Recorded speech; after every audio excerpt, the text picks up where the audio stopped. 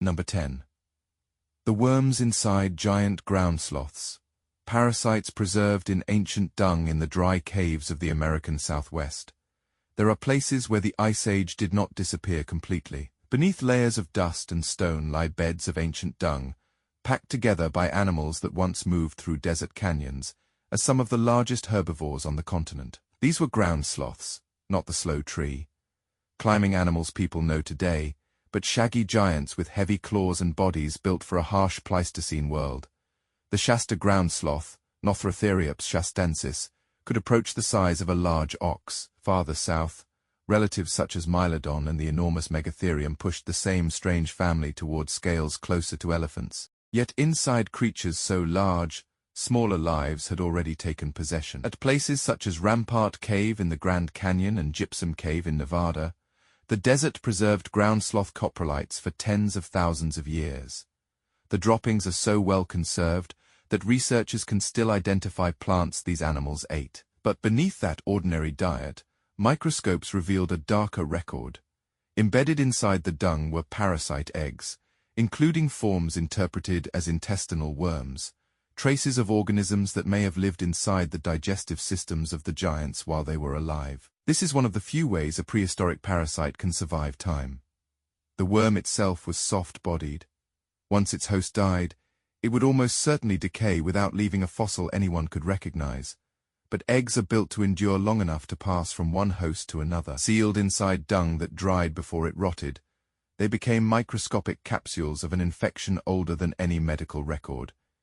Every egg in a sloth coprolite marks an invisible relationship, a huge animal crossing an ancient landscape, while smaller organisms fed and reproduced inside it. The same kind of evidence appears far to the south, in Patagonia, where material associated with Darwin's ground sloth, Mylodon darwinii, was preserved in the cave now known as Cueva del Mylodon. There, dung deposits and remains help reconstruct a lost world of cold grassland and giant herbivores, living near the end of the Pleistocene. Parasite evidence found in coprolites does not produce the dramatic scar of a wounded skull or a bone-eaten hollow. Its horror is quieter. It shows that the great mammals of the Ice Age carried internal burdens through ordinary life, burdens invisible until their waste became one of the last archives of their biology. Scientists must still be careful with what those eggs mean. A parasite egg in dung may indicate a worm living in the animal's intestines, but in some circumstances it could have entered after the host swallowed contaminated material from the environment. Not every microscopic structure is a guaranteed diagnosis. Yet when characteristic eggs appear inside preserved fecal material, the strongest interpretation is that ground sloths, like modern herbivores, lived with intestinal parasites as part of their existence. Their great size did not remove them from the biological rules that still govern animals now. A heavy parasite burden could have caused real suffering. Modern large mammals infected with intestinal worms may lose nutrition and weaken during drought or illness. It is tempting to imagine parasites helping push ground sloths toward extinction as climates shifted and humans entered their world. But the evidence cannot take us that far. The leading explanations for their disappearance remain environmental change and human pressure, with parasites at most, a hidden stress in the background. A worm could injure an individual. A handful of eggs cannot convict it of destroying a species. There is another loss inside these caves. At Rampart Cave, vast deposits of ground sloth dung preserved thousands of years of ecological history, until a fire in the 20th century damaged part of the fragile archive. After surviving the extinction of their makers, and more than 10,000 years of desert time, some of the remains were lost in moments. Fossils do not simply wait safely for discovery. Even evidence of parasites can vanish before anyone understands what it contained. The worms inside giant ground sloths were not monsters in the obvious sense. They did not roar across plains or leave claw marks in bone. They lived in darkness, inside bodies far larger than their own, while their hosts browsed through a world approaching its end. When the sloths vanished, their parasites may have vanished with them, leaving only eggs locked in dried dung on cave floors. Before we reach ticks clinging to dinosaur feathers or infections scarring the bones of giants, the coprolites deliver the first unsettling lesson. Even the immense beasts of the Ice Age were never alone inside their own bodies. Number 9. The botflies inside woolly mammoths. Larvae frozen with the giants in the permafrost of Siberia. Death sometimes becomes a form of preservation so complete that it traps more than the body of a vanished animal. Woolly mammoths have emerged from frozen ground with skin, hair, and stomach contents still intact after thousands of years beneath the ice. Their remains offer a glimpse of the Ice Age as if the cold had interrupted time itself. But inside some of these giants, researchers have found evidence of smaller organisms preserved by the same freeze, larvae of flies that had lived within the mammoth while it was still alive. A woolly mammoth was an immense animal, standing more than 3 meters high at the shoulder and weighing several tons. Covered in long hair and thick fat, it crossed tundra landscapes in search of grasses and shrubs, while facing winters that would kill most large mammals. It is easy to picture such a creature as almost untouchable, protected by size and strength. Yet to a parasite, a mammoth was not an unstoppable giant. It was warm shelter, food, and a place to grow. The larvae associated with frozen mammoths belong to the botfly genus Cobodia, including the mammoth, associated form Cobodia russanovi. Their closest living comparison is disturbingly easy to find. Modern elephants can be infested by Cobodia elephantis, while horses suffer from stomach botflies of the genus Gasterophilus. In these animals, adult flies place their offspring where the host eventually swallows them. The larvae then attach inside the digestive tract, remaining there as they feed and develop before leaving the host to continue their life cycle outside the body.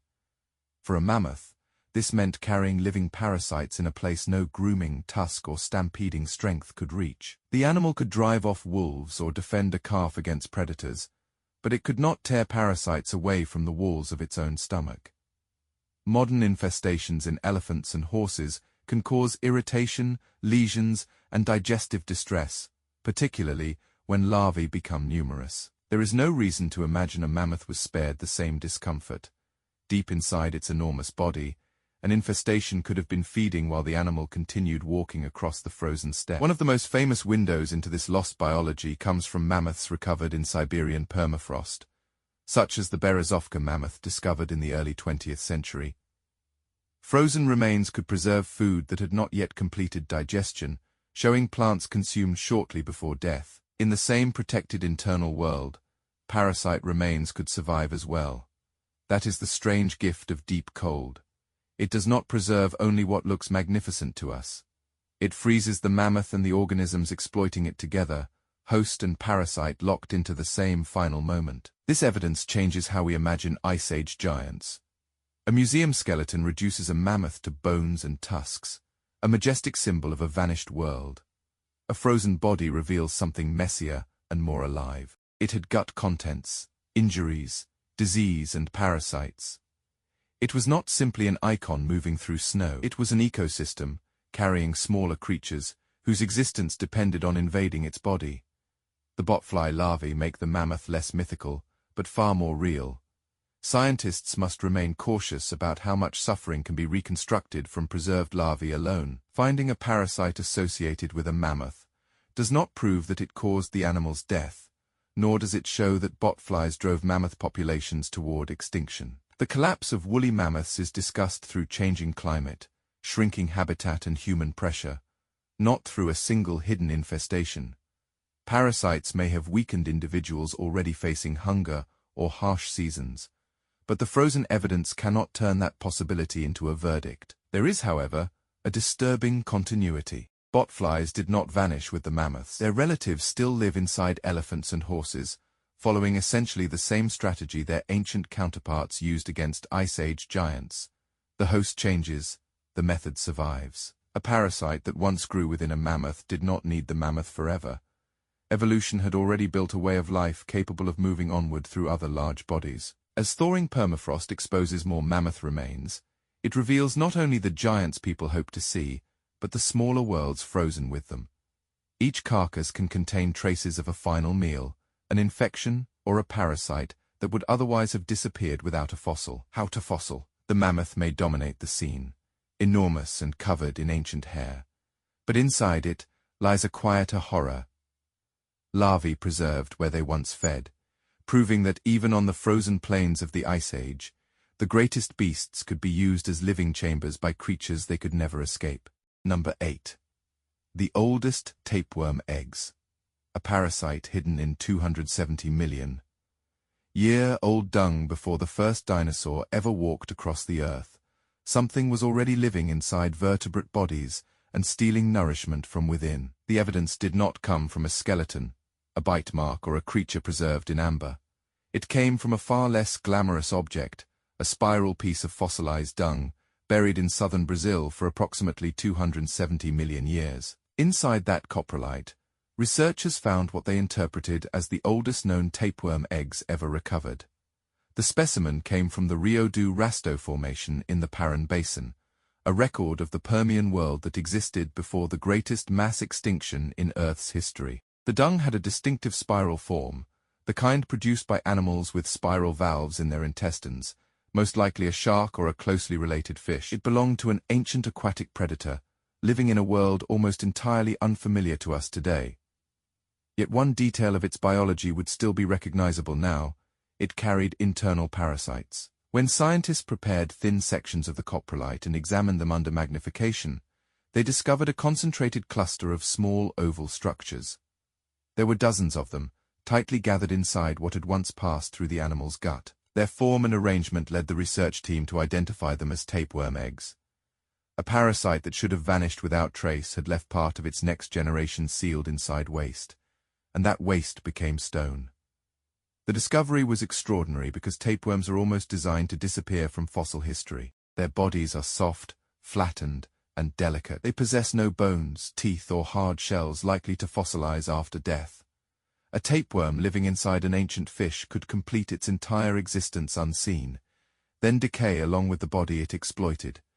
Only its eggs, expelled with waste and mineralized under rare conditions, had a chance to cross deep time. In this case, the parasite survived not as a recognizable animal, but as a reproductive signature trapped inside its host's final remains. Tapeworms live by turning another animal's interior into a feeding ground. Modern forms attach within the digestive tract and absorb nutrients intended for the host. Their life cycles often move between species, passing through prey before reaching a predator that consumes it. If the Permian interpretation is correct, the ancient shark-like animal may have acquired its parasites by swallowing infected prey and unknowingly opening its own intestine to an invader. Even a predator in ancient waters could become habitat the moment it fed. What makes these eggs so unsettling is their age. At 270 million years old, they predate the rise of dinosaurs by tens of millions of years. They existed long before Tyrannosaurus, before giant sauropods, before feathered dinosaurs endured ticks and insects damaging their plumage. By the time the later giants ruled the land and seas, internal parasites had already spent an immense span of time refining the same strategy: enter a host, remain hidden, take what the host consumes and reproduce before the body carrying you disappears. Coprolite was deposited not long before the end, Permian extinction, the catastrophe that devastated life across the planet. We do not know whether the precise lineage represented by those eggs survived that collapse, or whether later tapeworms descended from distant relatives that endured elsewhere. Parasites are difficult enough to track through ordinary fossil history. Across a mass extinction, their record becomes nearly silent. Their hosts may leave teeth, scales, and bones. The creatures inside them generally leave only rare accidents of preservation. There is also necessary caution. Microscopic structures inside ancient dung must be distinguished from mineral forms and other biological remains. Yet the tapeworm interpretation remains powerful because the cluster, morphology, and location align with parasite eggs in a digestive context. The find cannot identify an exact species or reveal how seriously the host suffered. It gives us something more basic and darker. Internal parasitism was already an ancient strategy in vertebrates before dinosaurs appeared. The host in this case never faced a mammoth, a ground sloth, or a tyrannosaur. It swam through Permian waters in a world soon to be transformed by extinction. But the relationship inside its body has never gone away. A large animal hunted and fed, while something smaller lived within it, hidden from sight and preserved only by chance. A spiral lump of fossil dung carried that secret across 270 million years. Long before the giants in this investigation were born, parasites were already inside the predators, feeding in darkness and waiting for stone to remember them. Number 7. The feather-eating insects. Parasites that chewed on dinosaurs for a feathered dinosaur. The danger did not always come from teeth rising out of the forest or claws striking from the shadows. Some threats were barely visible. In Burmese amber, dating to roughly 99 million years ago, researchers found tiny wingless insects preserved beside dinosaur-era feathers. The insects were less than a millimeter long, but the feathers around them were ragged and damaged. The scene appeared to capture something familiar, a prehistoric animal enduring the kind of external parasites that still torment birds today. The insects were described in 2019 and given the name Mesopthyrus ingeli. They were preserved as nymphs, young individuals with bodies adapted for clinging rather than flying. Their short, strong legs suited life among feathers, while their mouthparts were built for chewing. They were not captured randomly beside a loose plume. Several appeared with feather fragments showing signs of deterioration, as though amber had frozen a small infestation while it was still feeding. This discovery mattered because feathers transformed the dinosaur world. Long before birds dominated the sky, many theropod dinosaurs carried plumage for warmth, display, incubation or flight-related functions. Feathers created an entirely new habitat, layered, warm, protected, and continually renewed by the host. Once that habitat existed, evolution offered smaller creatures a way to exploit it. A parasite no longer needed to kill a dinosaur or even pierce its skin. It could live among the feathers, consuming structures the animal depended on. Modern birds reveal what that burden could mean. Chewing parasites damage plumage, reduce insulation, irritate the host and force constant grooming. For a dinosaur whose feathers helped preserve body heat, protected nests, or displayed health to potential mates, a heavy infestation might have carried consequences beyond discomfort. Broken feathers could make a small animal less efficient, less attractive, or less protected from cold and rain. The predator people imagine as perfectly adapted to its world may have spent part of every day scratching, preening and trying to remove pests too small to defeat through strength alone. Yet this case requires caution. Mesopthyrus is widely interpreted as an early feather-feeding ectoparasite, but scientists cannot simply place it inside the exact lineage of modern lice. Only immature forms are known, and its full adult anatomy remains missing. The host is not preserved as a complete animal. The damaged feathers may have belonged to a feathered non-avian dinosaur or to an early bird within the broader dinosaur world. What the amber securely reveals is not a named dinosaur suffering under a confirmed modern-style louse, but a far older truth. Insects were already exploiting feathers in the Cretaceous. That truth reshapes the way we see dinosaur life. Fossils usually present feathers as beautiful impressions or evidence of evolutionary innovation, showing how dinosaurs became increasingly bird-like. Amber exposes the cost of that innovation. The moment feathers spread across bodies, they became resources for organisms that evolved to feed on them. The host gained warmth, protection, and display. The parasite gained a home. It was an arms race written not in giant skeletons, but in ragged edges along a feather fragment trapped inside resin. The preservation itself is almost impossible to imagine. A small feathered animal moved through a humid Cretaceous forest in what is now Myanmar. Somewhere on its body, minute insects clung to its plumage and chewed. A feather broke free or was shed, carrying the insects with it. Sticky resin caught the scene before decay, wind or grooming could erase it. The dinosaur disappeared, perhaps still unknown to science. But the irritation on its body became visible 99 million years later. There is a strange continuity in that fragment. Birds alive today inherit more than the beauty and structure of dinosaur feathers. They inherit the struggle that came with them. Lice and other feather-feeding parasites still grip plumage, still damage the structures that shelter their hosts, and still provoke endless preening. The Cretaceous insects in amber show that this conflict was already underway, while dinosaurs still ruled the land. Prehistory is often told through extinction, impact craters and museum skeletons. Mesopthyrus preserves a smaller, more personal horror. A feathered dinosaur did not need to be attacked by another giant to suffer. It could carry its torment with it, hidden against the skin, chewing steadily through the very feathers evolution had given it. In a drop of amber, the prehistoric world stopped being a parade of monsters and became something far more alive, an animal troubled by parasites, fighting an irritation no fossil bone could ever have revealed. Number 6. Dracula's terrible tick. The parasite found gripping a dinosaur feather amber does not usually preserve the grand scenes people imagine when they think of dinosaurs. It does not freeze a tyrannosaur hunt or a sauropod herd crossing a floodplain. Instead, it preserves moments so small they should have vanished without consequence. A broken feather, a trapped insect, a parasite caught near the body it was built to exploit. In a piece of Burmese amber approximately 99 million years old, scientists found a tick grasping a feather linked to the dinosaur world. The fossil was almost microscopic, but its meaning was enormous. Dinosaurs were not only chased by predators or weakened by injury, they were hosts, carrying blood, feeding enemies against their own skin. The discovery was reported in 2017 from Cretaceous amber recovered in Myanmar. R1 specimen belonged to a hard tick called Cornopalpatum burmanicum. Its legs were tangled around a pennaceous feather, the kind of structured feather associated with feathered dinosaurs and early birds. The animal that carried it was not preserved, and science cannot name the exact host. But the scene is as close as the fossil record comes to a parasite, caught clinging to evidence of a dinosaur-era body.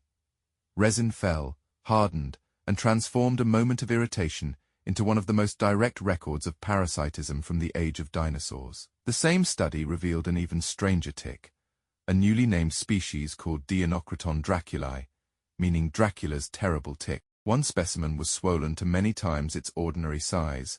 Its body expanded after taking a blood meal before amber sealed it away. The blood itself could not be genetically identified, so it cannot honestly be called confirmed dinosaur blood. But the circumstances deepen the mystery.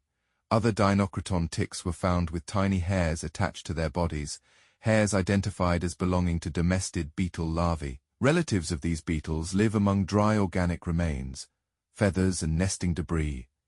In the Cretaceous, that association suggests the ticks may have lived around feather-lined nests, waiting for warm hosts to return. A nest would have been the perfect hunting ground. A feathered dinosaur settling over eggs or young could not simply abandon the site whenever parasites appeared. Ticks hidden among nesting material could climb onto an adult, or attach to developing young, take blood and fall away before being noticed. A small host might endure repeated bites during the most vulnerable stage of its life. An adult might carry irritation and blood loss while returning again and again to the same infested nest. That possibility is where the fossil becomes darker than the tick itself. Modern ticks are not terrifying only because they drink blood. They can also carry pathogens between hosts. We do not possess a confirmed disease organism taken from Deinocraton or Cornopalpatum, and it would be wrong to claim that a specific dinosaur died from tick-borne infection. Yet ticks were already feeding in the Cretaceous. Wherever feathered hosts nested, gathered and returned to shared ground, the biological opportunity for invisible disease already existed. The amber changes the emotional scale of dinosaur life. A feathered dinosaur is usually reconstructed through color, motion, and display, made vivid by its connection to birds. But a living animal had more ordinary torments. Its plumage could be damaged by tiny insects. Its nest could harbor ticks. Its skin could itch, swell, and bleed. If one parasite carried infection, a creature capable of escaping a larger predator could still be weakened by something hidden beneath its feathers. The fossil does not make the dinosaur less impressive. It makes it more real because it forces us to picture suffering too small to leave scars on bone. There is also a shadow surrounding the evidence itself. Burmese amber from the Kachin region of Myanmar is inseparable from modern ethical concerns, linked to conflict, and the trade that brought fossils into scientific study. The ancient parasite was trapped in resin, but the fossil later entered a far more human web of danger. What remains in the amber is not proof of a plague that swept through dinosaurs, nor a blood sample that can resurrect its host. It is something quieter and more unsettling. Contact, a tick physically entangled with a dinosaur-era feather, another swollen after feeding, and traces of a nesting ecology preserved around them. For nearly 100 million years, the resin held the scene still. The dinosaur disappeared without a name, but one of the creatures that may have fed on it remained behind. Before fossil bone shows us wounds or disease shows us suffering, Dracula's terrible tick delivers a smaller warning. Sometimes the most intimate evidence of a giant's life is the parasite that reached it first. Number 5. The blood parasites of dinosaurs. Malaria. Like killers trapped in amber, a dinosaur could see the jaws of a rival coming. It could strike at an attacker or defend a nest with teeth and claws. What it could not see was a tiny insect settling against its skin, feeding for moments, then leaving behind something far more dangerous than lost blood. In Cretaceous forests, nearly 100 million years ago, biting flies and midges were already moving between animals. Some entered tree resin before they could escape, and inside their fossilized bodies researchers have reported traces of microscopic organisms resembling blood parasites that still cause devastating disease today. Much of this story comes from amber recovered in Myanmar's Hukong Valley, a deposit famous for preserving delicate organisms from around 99 million years ago. Amber can capture detail ordinary fossilization destroys. The hairs on an insect, its feeding anatomy, even minute bodies preserved within a blood feeder's gut. In 2004, George Poinar Jr. described a parasite called Paleoleishmania proterus inside a fossil sandfly. Its modern relatives include leishmania, organisms transmitted by sandflies that infect vertebrates and cause serious disease. The following year, Poinar and Sam Telford described Paleohemoproteus burmacis inside a biting midge, placing a malaria-like blood parasite in the same Cretaceous world inhabited by dinosaurs. The image is terrifying because the vectors make biological sense. Modern sandflies and biting midges feed on reptiles, birds, and mammals, transferring parasites as they take blood. Dinosaurs lived among insects, whose mouthparts were already built to pierce vertebrate skin. Feathered dinosaurs gathered in nests. Large herbivores traveled through humid floodplains. Predators fed on carcasses and fought face-to-face. Wherever blood was available, insects had reason to find it. And wherever blood, feeding insects moved between hosts, parasites had a road into the bodies of giants.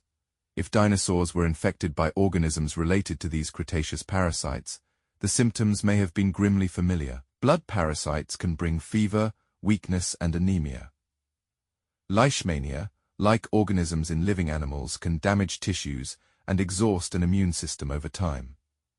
A dinosaur did not need to collapse dramatically for disease to matter. An animal weakened during drought, migration, injury, or competition could become slower, less able to feed and more vulnerable to dangers it might otherwise survive. The smallest attack could alter the fate of something vast. But this is also where the fossil record draws a hard boundary. No confirmed malaria-like parasite has been recovered from dinosaur blood because no preserved dinosaur bloodstream exists for us to test.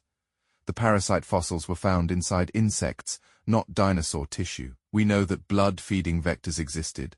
We know parasite-like organisms were present in some of them. We know modern relatives of those insects feed on reptiles and birds. The final link, a specific dinosaur infected by a specific organism, remains a powerful inference rather than direct proof. That uncertainty has not stopped a larger theory from emerging. Poinar argued that insect-borne diseases may have placed long-term stress on dinosaur populations before the final catastrophe arrived. It is an evocative possibility, generations living beneath biological pressure from parasites and infection. Yet most paleontologists do not place disease anywhere near the force of the Chicxulub asteroid impact or the environmental disruptions at the end of the Cretaceous. A pathogen may have killed individuals or weakened communities. The evidence does not allow it to replace the catastrophe that ended their age. Still, the amber changes what we must imagine when reconstructing the dinosaur world. It was not merely a landscape of enormous animals fighting beneath ancient forests. It was thick with insects, bites, and unseen transmission. A sauropod could carry respiratory disease in its neck. A feathered dinosaur could carry ticks among its plumage. Somewhere on the skin of a living dinosaur, A small fly may have taken blood while carrying microscopic passengers that left no visible wound until the animal began to fail. The greatest predators and herbivores of the Cretaceous left behind bones large enough to fill museums.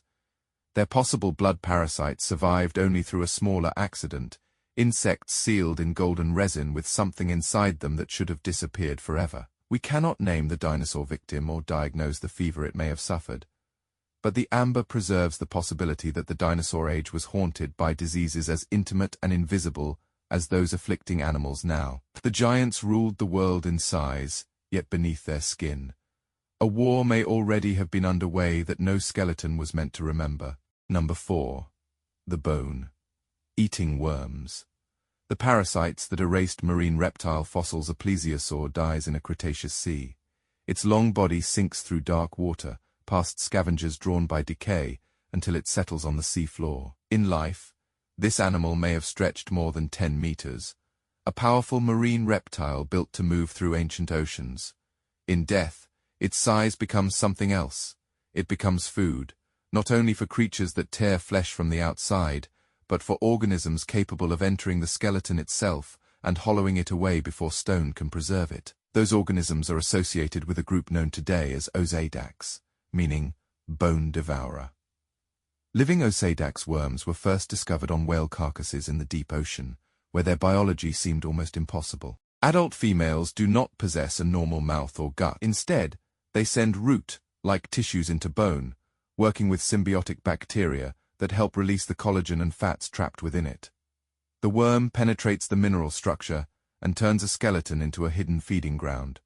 From the outside, the bone may show only small openings. Beneath the surface, chambers spread through what had once supported a giant body. For a time, whales seemed central to the story. Dead whales falling to the seafloor create enormous islands of food, and modern bone-eating worms thrive upon them. But whales are newcomers compared with the history of the oceans. If these worms depended on whale skeletons, what had their ancestors fed on before whales existed? The answer may have been waiting in much older bones, belonging to animals that ruled the seas while dinosaurs still walked the land. Fossil bones from Cretaceous marine reptiles and sea turtles have been found with borings closely resembling the feeding traces of modern Osedax. In material dating back roughly 100 million years, researchers recognize small surface openings leading into expanded cavities within the bone, a pattern consistent with worms entering a carcass after it reached the seabed. The animal that made those tunnels is not preserved. No soft worm body remains inside the fossil. What survives is its damage. The pathway of an organism feeding through the skeleton of a dead giant. This transforms the history of bone-eating worms. Long before whale falls became their most familiar habitat, similar creatures may have fed on plesiosaurs, marine turtles, and other large vertebrates sinking through Cretaceous oceans. When the great marine reptiles disappeared, the bone-fall ecosystem did not necessarily vanish with them. Later, whales descended into the deep, and organisms already adapted to consuming skeletons may simply have found a new supply of enormous bodies. There is a darker consequence. Fossilization is never guaranteed. A skeleton on the seafloor must survive currents, scavengers, and decay before burial can save it. Bone-eating worms attack during that vulnerable interval. If they infested marine reptile carcasses for millions of years, they may have destroyed far more skeletons than paleontologists will ever recover. The fossil record may not merely be incomplete because animals died in the wrong conditions. It may be incomplete because worms consumed the evidence before it became history. The idea must be handled carefully. Ancient borings can be difficult to identify with absolute certainty, and not every hole in marine fossil bone was necessarily carved by Osedax. Other scavengers and boring organisms could leave traces of their own, but the resemblance to modern bone-devouring worm damage is strong enough to reveal that giant skeletons on ancient seafloors were attacked by specialized feeders. Whether every cavity came from the exact lineage living today, or a close ecological equivalent, the result was the same bone that might have survived was being excavated from within. This case is different from the parasites that attacked living giants. The worms did not make a plesiosaur sick while it swam, and they did not bring down a marine reptile through infection. They arrived after death. Yet their destruction reaches farther than one animal. because they attacked the record left behind. Predator can kill a body once. A bone-eating worm can erase the proof that body ever reached the seabed. In museums, marine reptiles appear as mounted skeletons, their bones assembled into the shape of animals that ruled vanished oceans. But those displays represent only the remains that escaped destruction. For every plesiosaur preserved in stone, others may have sunk into darkness and become reefs of food. Their ribs and vertebrae entered through tiny openings and emptied from within. On the Cretaceous seafloor, the giants did not always become fossils. Sometimes they became meals, and the creatures that ate them may have quietly consumed entire missing chapters of the ancient seas. Number 3. The tongueworms of giant crocodiles. Parasites in the lungs of supercrocs. Imagine standing at the edge of a Cretaceous river and seeing the water shift around something enormous. A skull rises first, followed by a body nearly the length of a bus. Giant crocodilian relatives such as Sarcosuchus and Dinosuchus lived in worlds where even dinosaurs could become prey. Their jaws were built for ambush, and they seemed to fear almost nothing. Yet if their living relatives preserve an ancient pattern, some of these monsters may have carried a far smaller horror inside the passages they used to breathe. The creatures behind this possibility are pentastamids, or tongueworms. They look like segmented worms, but evolutionary evidence connects them to highly modified crustaceans, distant relatives of fish lice. Their bodies are built for parasitism, with hook-like structures around the mouth that anchor them into tissue. As adults, many modern pentastamids occupy the respiratory systems of vertebrates, with reptiles among their most familiar hosts. In living crocodilians, related forms can inhabit lungs and airways, feeding where every breath passes around them. Tongueworms are not recent invaders. Their fossil history reaches astonishingly far into deep time. Fossil pentastamid larvae are known from rocks more than 400 million years old, long before dinosaurs, crocodilians, or mammals existed. A Silurian fossil from England even preserved a pentastamid-like parasite attached to its host, offering one of the oldest direct glimpses of an animal living at the expense of another. Parasites with this strategy were already present while vertebrate life was still moving through its earliest chapters. By the time crocodilian lineages produced giants, the ecological opportunity was obvious. Sarcosuchus imperator, from the early Cretaceous of Africa, may have reached around 11 meters in length. Dinosuchus, which lived later in North America, grew large enough to leave bite damage on dinosaur bones. These were predators capable of transforming a riverbank into a place of terror, but enormous lungs and long respiratory passages did not protect them from a parasite adapted to reptile hosts. They may simply have provided more space to invade. The image reverses the usual scale of prehistoric fear. A giant crocodile could seize a dinosaur at the water's edge, crush bone and drag prey beneath the surface. Yet inside its own body, small parasites may have clung to airway tissue with hooks, provoking inflammation where the host could never bite or scrape them away. A heavy infection in a living reptile can irritate respiratory tissues and weaken an animal. For a giant already injured, old, or struggling through environmental stress, parasites in the lungs could have made every breath more costly. But the evidence stops short of a direct diagnosis. No adult tongueworm has been found fossilized inside the lung cavity of Sarcosuchus or Dinosuchus. Soft internal organs rarely survive, and the parasites within them are even less likely to fossilize in place. The case is built from continuity. Pentastamids are extraordinarily ancient. Their living descendants favor reptile respiratory systems, and crocodilians carry this relationship today. Today, it is reasonable to suspect their gigantic prehistoric relatives were hosts as well. It is not honest to claim that one named supercroc has been proven infected.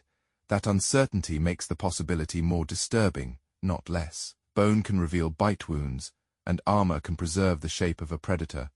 But an infection hidden inside the lungs can disappear almost perfectly. Paleontology reconstructs giants from what became stone, while much of what tormented them lived in soft tissue that time erased. The largest crocodilians may have carried parasites throughout life without leaving a visible mark on skeletons now displayed as evidence of their power. The tongueworms expose a deeper continuity beneath extinction.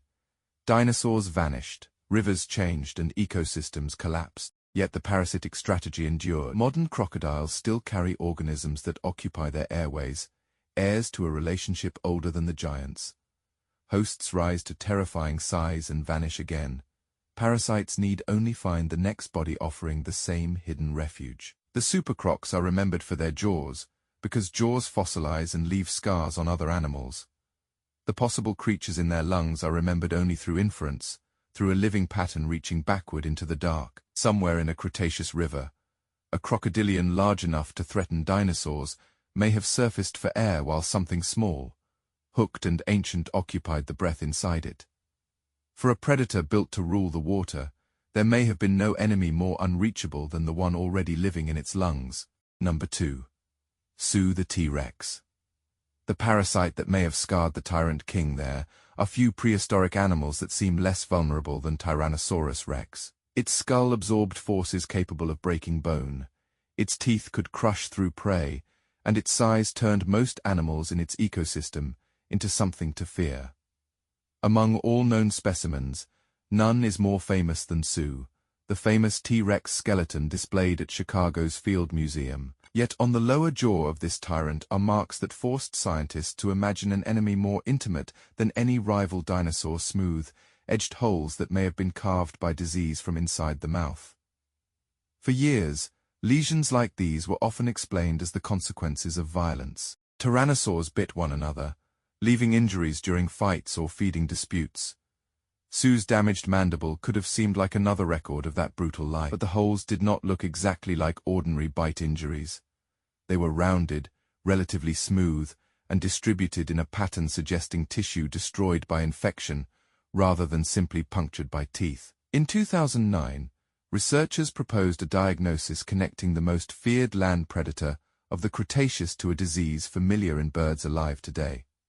The modern comparison is trichomoniasis, caused by the single-celled parasite Trichomonas gallinae. In living birds, the organism attacks the mouth and throat, forming lesions that can spread into surrounding bone. In severe cases, swallowing becomes difficult or impossible. A bird may stand beside food and still starve, because disease has turned every attempt to eat into pain and obstruction. Sue's jaw lesions resembled this damage closely enough that researchers argued tyrannosaurs may have suffered an ancestral or similar form of the disease. The connection is biologically haunting. Birds are living dinosaurs, and infections found among them may have deeper roots in dinosaur history. If a trichomoniasis-like organism circulated among tyrannosaurs, it could have spread through face biting, contact with infected carcasses, or interactions between individuals. A predator that relied on its jaws for survival would have offered disease exactly the route it needed.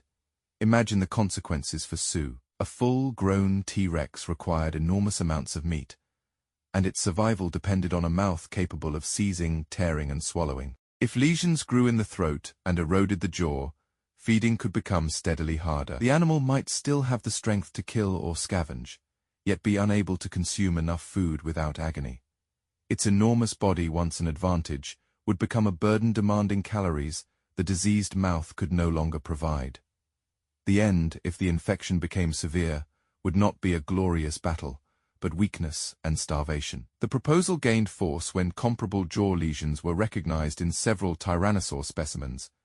Not only Sue, that suggested the damage may have reflected a recurring disease problem within the group. But the evidence still stops at the bone. No protozoan body has been recovered from Sue's jaw. No genetic sample survives to name the pathogen.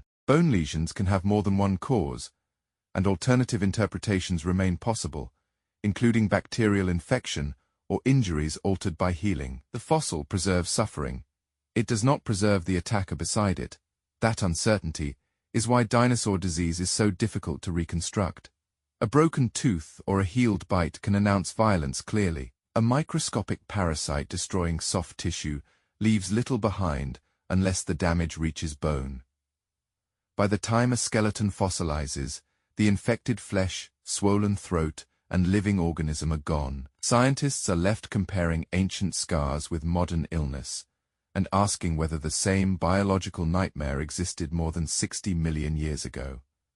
Sue is remembered as an icon of predatory power, a skeleton whose enormous jaws still command a museum hall. Yet those same jaws may preserve a record of helplessness. A tyrannosaur could fight other dinosaurs, survive injuries and dominate its landscape, but it could not bite away an infection already rooted in the tissues it needed to eat. If this interpretation is correct, the king of the dinosaurs was vulnerable to an enemy no larger than a cell, related to organisms that still infect ordinary birds in modern streets and skies. That is the cruel reversal preserved in Sue's jaw. The holes do not diminish the animal's terror. They reveal the price of being alive. The greatest predator of its world was still a body, and every body can become habitat for something smaller. Long after Sue's muscles, throat, and pain vanished, the bone kept the outline of a possible killer, not a rival tyrannosaur, but a disease quietly eating into the mouth of a king. Number 1. Dolly the sauropod. The infection eating into a giant's neck, the final giant in this investigation, did not leave behind a parasite trapped in amber, an egg sealed in dung, or a tunnel bored into bone after death. It left something more painful, evidence of disease formed while the animal was still alive. Around 150 million years ago, in the Morrison Formation of what is now Montana, a long-necked sauropod moved through a Jurassic floodplain. Its body may have stretched roughly 18 meters from head to tail, almost as long as a house. Yet inside its neck, infection was already leaving scars. The specimen became known as Dolly. It belonged to a diplodocid sauropod, one of the long-bodied giants of late Jurassic North America. When paleontologists examined 3 of Dolly's cervical vertebrae, they found abnormal bony projections where healthy growth should not have existed. These structures were irregular and strangely textured, rising from areas connected to the animal's respiratory anatomy. They looked almost like masses of unripe cauliflower fused onto the neck bones of a giant. Sauropods were not simply massive reptiles with solid skeletons. Like birds, they possessed a respiratory system involving air sacs that extended from the lungs and entered parts of the bones. These spaces helped lighten an enormous body and supported breathing across its gigantic frame. But the same anatomy could also become a route for disease. The spaces that made Dolly's neck lighter could allow an infection from the respiratory system to reach the skeleton. The position and appearance of the lesions led researchers to diagnose a severe respiratory condition consistent with air saculitis, an infection of the air sac system. Among living birds, a comparable disease can be caused by fungal infections such as aspergillosis, which may spread through lungs and air sacs and damage nearby bone. Dolly was not a living patient anyone could observe, but the marks in its vertebrae suggest an animal burdened by a painful and exhausting illness. The exact pathogen remains unknown. No fungus, bacterium, or other organism was preserved clearly enough to be identified. A fungal infection resembling aspergillosis is a compelling comparison, perhaps involving spores inhaled from decaying vegetation. But another infectious agent could have caused similar damage. The bones reveal the path of disease, not the name of the attacker. Something entered Dolly's respiratory system, spread through structures essential to breathing, and left the invasion recorded in bone. Imagine what that meant for a creature of such scale. A sauropod had to feed continually to sustain itself, carrying an immense body through the floodplain while feeding across the floodplain. If Dolly suffered labored breathing, weakness, fever, or appetite loss, every demand of its life would have become harder. A predator could be seen and avoided. A respiratory infection could not be escaped through strength or distance. The giant might still have towered over its landscape while each breath grew more difficult. Dolly is a powerful ending because the damage belongs to life, not to decay after death. Bone-eating worms attacked carcasses on the seafloor. Amber preserves parasites caught near dinosaur hosts. Sue's jaw may record infection, although competing explanations remain. Dolly's vertebrae preserve a remarkably direct pathological story. A serious respiratory disease reached the bones of a sauropod and left deformities that survived after the soft tissues. Breath and pathogen itself were gone. Sauropods are usually presented as symbols of overwhelming size, animals so enormous they appear beyond vulnerability. But Dolly was not a moving monument. It was a living body with lungs, air sacs, tissue and bones, exposed to the same rule that follows every creature through time. Wherever there is a body, something smaller may find a way inside it. Across this investigation, that rule has repeated. Ground sloths carried worms preserved in ancient dung. Mammoths carried larvae frozen in permafrost. Dinosaur feathers held parasites in amber. Marine reptiles became food for worms boring through their skeletons. Giant crocodilian relatives may have carried parasites in their lungs, while a tyrannosaur may have borne a microscopic disease in its jaw. Dolly gathers those shadows into the neck of one animal, nearly the length of a house. The Jurassic world around Dolly disappeared. Its air sacs vanished, along with its suffering and the organism that caused it. Only 3 damaged vertebrae remain to expose the quiet horror inside a magnificent giant. More than 150 million years later, they reveal that the largest creatures in prehistory were not threatened only by teeth, claws, or catastrophe. Sometimes, they were tormented from within, and even a sauropod could be brought low by an enemy too small for history to preserve by name.